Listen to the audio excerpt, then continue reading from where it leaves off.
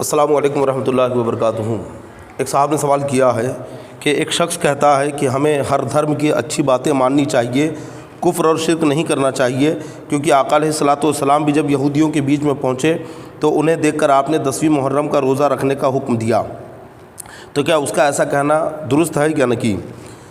یقیناً ایسا کہنے والا سخت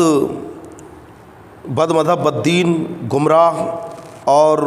اسلام سے پھرا ہوا ہے، اس لیے کیونکہ رب تبارک و تعالیٰ کلام مجید میں ارشاد فرماتا ہے ان الدین عند اللہ الاسلام، اللہ کے نزدیک سب سے پسندیدہ اگر کوئی مذہب ہے، کوئی دین ہے تو وہ دین اسلام ہے۔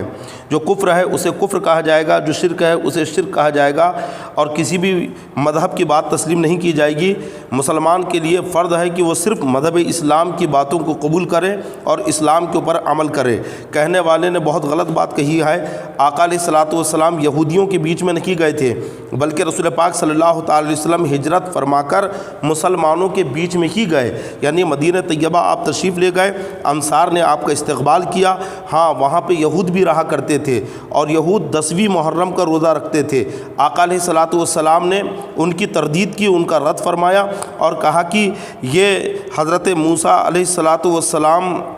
کے دریا پار کرنے کی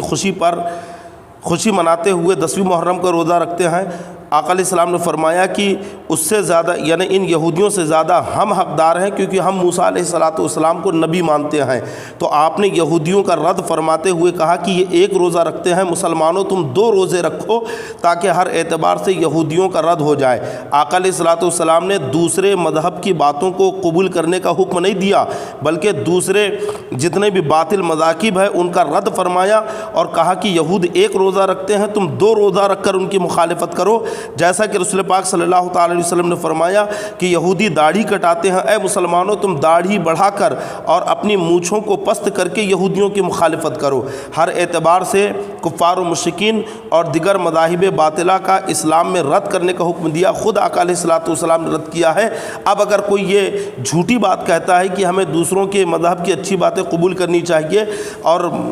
دلیل کے طور پہ آقا علیہ الصلاۃ والسلام کی کوئی بات پیش کرتا ہے، تو یقیناً اس نے جھوٹ کہا، غلط بات پیش کی، تاریخ سے وہ خود واقف نہیں ہے، اور ایسے بد مذہب، بدعقیدہ، گمراہ، بد دین سے پھرے ہوئے لوگوں کی ہرگز بات نہ سنی جائے، کیونکہ یہ سیاسی لوگ ہیں، یہ سیاسی لیڈر ہے اور یہ اپنی ووٹ بینکنگ کے لیے اور